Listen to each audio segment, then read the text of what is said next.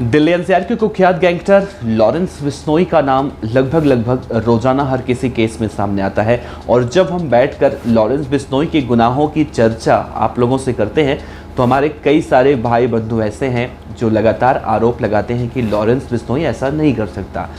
कल ही हमने एक खबर बताई थी कि हरियाणा के गुरुग्राम में कल एक शराब के ठेके पर, शराब के एक दुकान पर गोलीबारी हुई थी। और इस गोलीबारी में ये कहा गया था कि लॉरेंस बिश्नोई गैंग का एक शूटर है पवन नेहरा ने अपने भाई लिपिन नेहरा के जरिए इस पूरे वारदात को अंजाम दिलवाया है। तो आज के इस वीडियो में एक बड़ा अपडेट निकलकर सामने आया है जो हम आपसे बताने जा रहे हैं। दरअसल कहा यह जा रहा है कि जो हरियाणा के गुरुग्राम में शराब की दुकान पर फायरिंग की गई है, करीब 2 से 3 मिनट के अंदर 14-15 राउंड गोलीबारी की गई है। इस पूरे वारदात का ठीकरा जो है वो कहीं ना कहीं पवन नेहरा और लिपिन नेहरा के बारे में फोड़ा जा रहा है, उसके ऊपर कहा जा रहा है।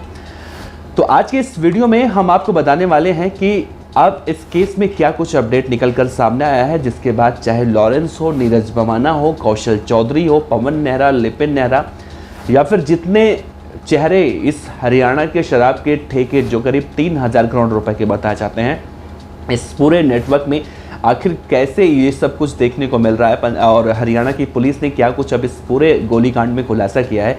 तो बने रहिएगा वीडियो के अंत तक। और आपसे रिक्वेस्ट करते हैं, अगर आप इस तरह के कमेंट करते हैं, जिस तरह से कई सारी बातें ऐसी होती हैं जो कहते हैं आप कि हम लॉरेंस बिश्नोई को फंसाना चाहते हैं, बदनाम करना चाहते हैं, तो हमारा उद्देश्य सिर्फ और सिर्फ इतना ही होता है कि जो जानकारी निकल कर सामने आती है वही जानकारी हम आप तक साझा करते हैं और कुछ एनालिसिस भी करने की कोशिश करते हैं।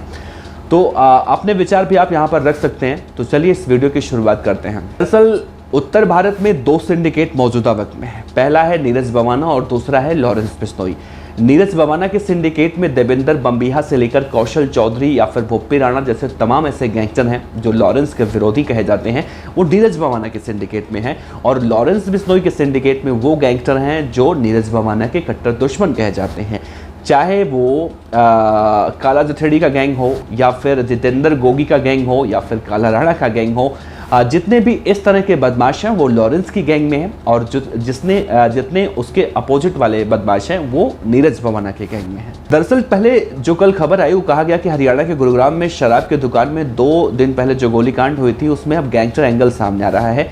हरियाणा की पुलिस जांच पड़ताल में ये इस नतीजे पर पहुंची है कि शराब की दुकान पर गोली चलने की घटना शराब के कारोबार पर वर्चस्व की लड़ाई का नतीजा है। और ये घटना जेल में बंद गैंगस्टर भुड़का के रहने वाले पवन नेहरा और उसके भाई लिपिन नेहरा के इशारे पर हुई है।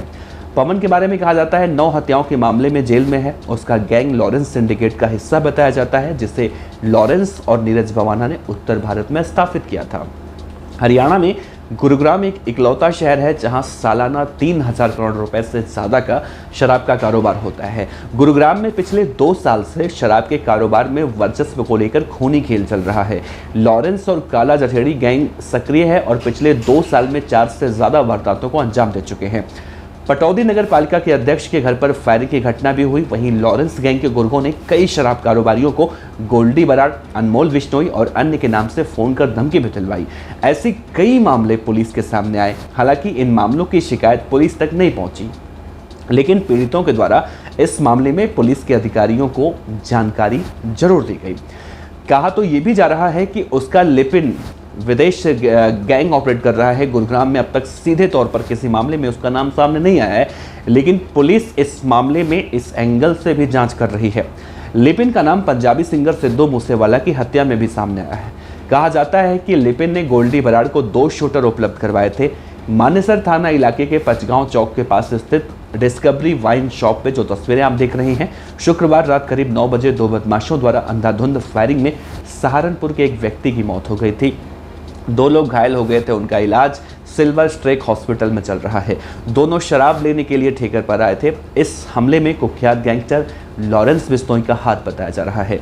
मानेसर पुलिस मामले की जांच पड़ताल तो कर रही है। कुलदीप ने पुलिस को बताया, जो दुकान का मालिक है, कि फायरिंग की घटना के बाद एक बार फिर से विदेश में बैठे एक व्यक्ति ने उसके पास फ़ोन किया।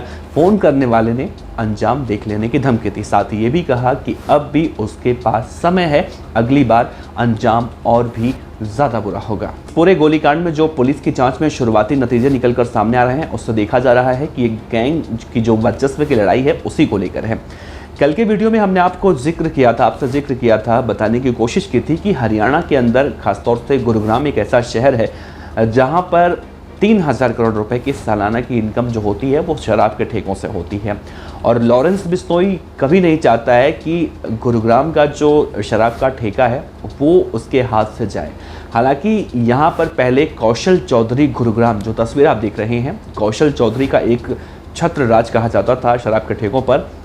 लेकिन पिछले 2 सालों से लॉरेंस बिश्नोई गैंग अपने पैर पसार रहा है हरियाणा के गुरुग्राम में। और कल भी हमने इस बात का जिक्र किया था कि पटौदी इलाके में जो ठकरान बंधुओं की भी हत्या हुई थी, तस्वीरों के आप माध्यम से देख सकते हैं, 2 बाइक सवार उस वक्त पहुंचे थे और दोनों भाइयों की हत्या कर दी गई थी। और ये भी कहा गया था कि ये भी गोलीकांड, हत्याकांड उसी का नतीजा है जिसका चर्चा हम आपसे कर रहे हैं। कौशल चौधरी और लॉरेंस बिश्नोई दोनों कट्टर दुश्मन कहे जाते हैं। एक नीरज बवाना गैंग के सिंडिकेट में जुड़ा हुआ है और दूसरा लॉरेंस बिश्नोई खुद है। दरअसल लॉरेंस बिश्नोई पूरे देश भर में कहा जाता है उसके बारे में कि उसके 700 से 800 से ज़्यादा शार्प शूटर मौजूदा वक्त में हैं। और लॉरेंस बिश्नोई हर उस बड़े शहर या फिर बड़े राज्य में अपनी गैंग की एंट्री करवाना चाहता है जहां पर इनकम बहुत ज़्यादा हो। गुरुग्राम को भी हरियाणा की आर्थिक राजधानी कहा जाता है क्योंकि बड़ी बड़ी कंपनियां, मल्टीनेशनल कंपनियां, शराब के ठेके या फिर कह सकते हैं इनकम का एक बड़ा सोर्स जो है वो हरियाणा के गुरुग्राम से आता है, जो कि राज्य को आर्थिक रूप से सुधारने में बहुत मदद मिलती है। तो गैंगस्टरों की नज़रें भी यहाँ पर होती हैं। काला जठेड़ी के बारे में कहा जा रहा है कि इस पूरे मामले में काला जठेड़ी की भी एंट्री हो चुकी है। लेकिन इस पूरे मामले में एक चीज़ और देखने को मिलता है जो सोचने और समझने पर लोगों को मजबूर भी करता है। चाहे काला जठेड़ी हो, लॉरेंस बिश्नोई हो, संपत नेहरा हो, नीरज बवाना हो, पवन नेहरा हो, लिपिन नेहरा हो, जितने भी इस तरह के एक कैटेगरी के बदमाश हैं जिनकी चर्चा रोजाना लगभग होती है, सब मौजूदा वक्त में जेल में बंद हैं। पवन नेहरा को लेकर कहा जाता है कि मौजूदा वक्त में वो विदेश में बैठा है और गोल्डी बराड़ के साथ मिलकर वहां पर इस तरह की वारदातों को अंजाम दिलवाता है। लेकिन अब बड़ा सवाल उठता है कि जिस तरह से हरियाणा के अंदर, दिल्ली के अंदर, पंजाब के अंदर, राजस्थान के अंदर इन सभी गैंगस्टरों की चर्चा होती है, वारदातों को अंजाम देते हैं, तो इससे निजात कैसे मिल पाएगा? लॉरेंस बिश्नोई गैंग अपने आप को इतनी बड़ी गैंग में तब्दील कर चुका है कि शायद राज्यों की पुलिस जो हैं वो लॉरेंस बिश्नोई गैंग की कमर तोड़ने के लिए जो कोशिशें करती हैं, एक बदमाश पकड़ा जाता है तो दूसरा बदमाश अपने आप से तैयार हो जाता है। दरअसल एक एनालिसिस हुआ था, एक रिसर्च की गई थी जिसमें ये कहा गया था कि गैंगस्टरों को सबसे ज़्यादा जो मदद मिलती है वो सोशल मीडिया से मिलती है। सोशल मीडिया के माध्यम से जो आजकल के युवा हैं और बहुत तेज़ी से जराइम की दुनिया में जाने का सपना उन्हें दिखाया जाता है। सोशल मीडिया पर उन्हें मैसेज भेज के विदेश की यात्रा करवाने की बात की जाती है, या फिर जिस तरह से फिल्मों में, वेब सीरीज में गैंगस्टरों को जिस तरह से दिखाया जाता है, उसे देखकर आज के युवा बहुत जल्दी आकर्षित हो जाते हैं। और यही सबसे बड़ी वजह है कि वो पढ़ाई लिखाई की उम्र में इंस्टाग्राम, सोशल मीडिया, फेसबुक जैसे प्लेटफॉर्म पर गैंगस्टरों के संपर्क में आ जाते हैं और बड़ी बड़ी वारदातों को अंजाम देते हैं। हमने एक केस में और देखा था, सिद्धू मूसेवाला के केस में अंकित सिरसा नाम का जो शूटर था वो भी एक तरह से कम उम्र का था, वो भी 10वीं तक पढ़ा था। 10वीं के पढ़ने के बाद लॉरेंस बिश्नोई गैंग में आया और सिद्धू मूसेवाला की हत्या उसने की और सबसे नज़दीक जाकर उसने सिद्धू मूसेवाला को गोली मारी थी। तो इससे आप अंदाज़ा लगा सकते हैं कि इन युवाओं का ब्रेन वॉश किस तरह से किया जा रहा है।